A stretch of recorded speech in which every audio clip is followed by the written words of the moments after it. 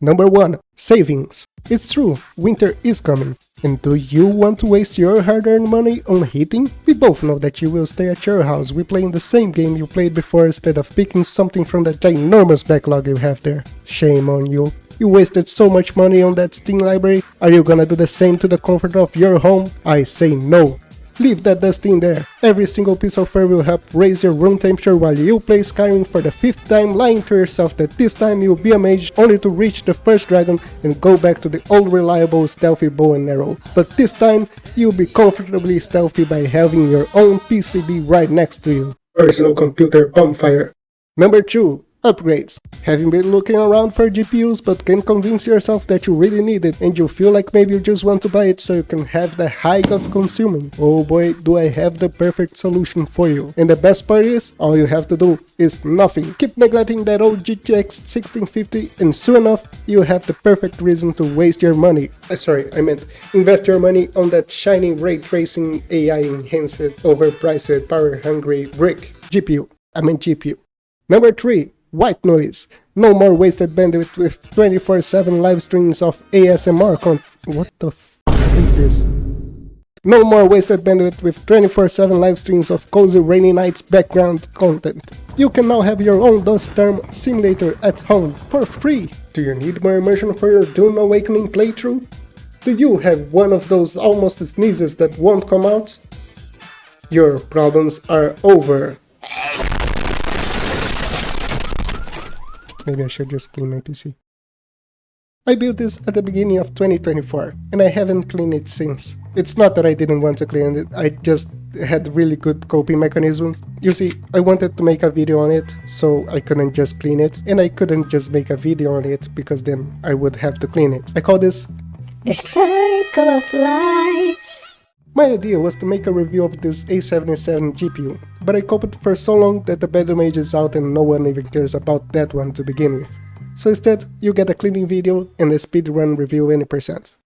When the Arc series first released, there was great skepticism around it. Although the pricing was competitive even on a market of shortages, the public feared with good reasons that Intel wasn't going to be able to support it. Driver issues quickly began to show up, newly released game didn't have a driver update ready for launch, and the situation was even worse on older games. I bought mine almost a year after release and I went for the big balls one. It felt like a risky move at the time, and when I told my friends about it, I was met with jokes and humiliation. Yes, you saw it here first, GPU racism. But it paid off. I never had one single problem with it.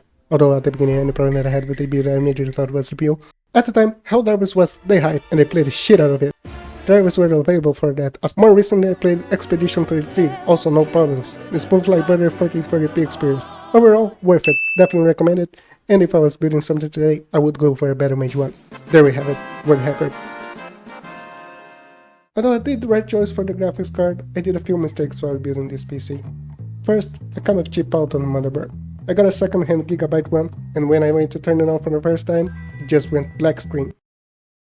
For 10 minutes. I never seen something like this. I only waited for so long because I found some modders with the same issue online, but I was considering sending it back. It was probably the reason it wasn't an outlet to begin with. It turned out it was a memory problem. Not the problem with the memory, the problem was the motherboard not accepting the memory. I had to tweak it a little bit more to get it to the maximum speed, but it worked, at least for now. I'm sure I will have more problems once I decide to add more memory to it. Which will probably be soon, since editing videos is the equivalent of having 2 tabs open on Chrome. Another regretful cheap out was fans. I got the cheapest available and these are so noisy. I'm pretty sure they aren't doing anything either. This PC is so hot, it runs like a steam locomotive late to its arrival in the 19th centuries. Except it was carrying coal and it caught on fire, but I kept running it anyway, and now it derailed, and it started massive wildfire, and now its workers burned to death. Sorry, where was I? Oh yeah, cleaning. I am hopeful that it will get a bit chillier after this, and a little less noisy. I had to do some magic editing to be able to record next to it. This is what really sounds like in here. Here are all the parts for your nerds out there. I don't play every single big game that comes out, but what I played so far, I was able to run that on mid to high settings at 1440p, because that's what my monitor can handle, at 6 frames per second minimum. More competitive games like Valorant run locked in at 144 frames per second, because that's what my monitor can handle. This was my first build in ages. Before this, I believe I didn't build an RPC or bought a single part since 2018. And one massive difference that I can point out is, holy f***ing Things got so expensive. I swear I've built an entire PC for the price of this GPU alone. And this is not even a high-end PC, it's like mid. The amount of money I spent on this, I could have built a Minecraft TNT exploding sick machine back then. I did not buy a single aesthetic looking part. Everything looks okay, but it's not like a thematic build or something. It just has no reason to be so expensive. I shit you not, on my turn to be an adult and buy stuff, the entire world decides to go to but I'm happy with the build. So happy that I forgot to clean it. I usually do so every 6 months. To be honest with you, I don't think it makes a performance difference if you decide to do it once a year instead. It might look like one of those building through of spores from The Last of Us, and maybe one of your phones will start sounding like a clicker. And maybe if you leave it unattended for long enough, you'll come home to an HBO adaptation. If you don't have a fluff attention demon at home, I swear you can clean it after 2 years. I wouldn't recommend it. Not having a demon, that is. Just look at it. And if you never cleaned your PC before, don't be afraid to do it yourself. As long as you're careful, it's really hard to f**k up. The part where you could easily damage is the CPU pins, but you don't have to remove it. It's really easy to put everything back together. Computers are just building blocks toys for adults, but more colorful and flashy to account for the shorter attention span. Oh, I forgot to say your favorite word. Backrooms! Backrooms!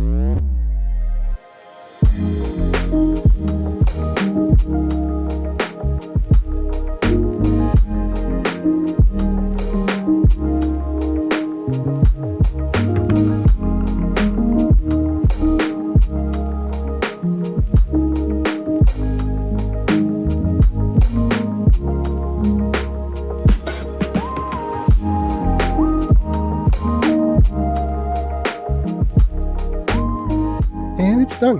Now I can get back to working on my game, and hopefully I will stop sneezing now. In reality, this video is a reminder for you to do the same thing. I knew you were judging me so far, but what about your computer, huh? There's dust in there from the Paleolithic era. Go clean it. And thank you for watching.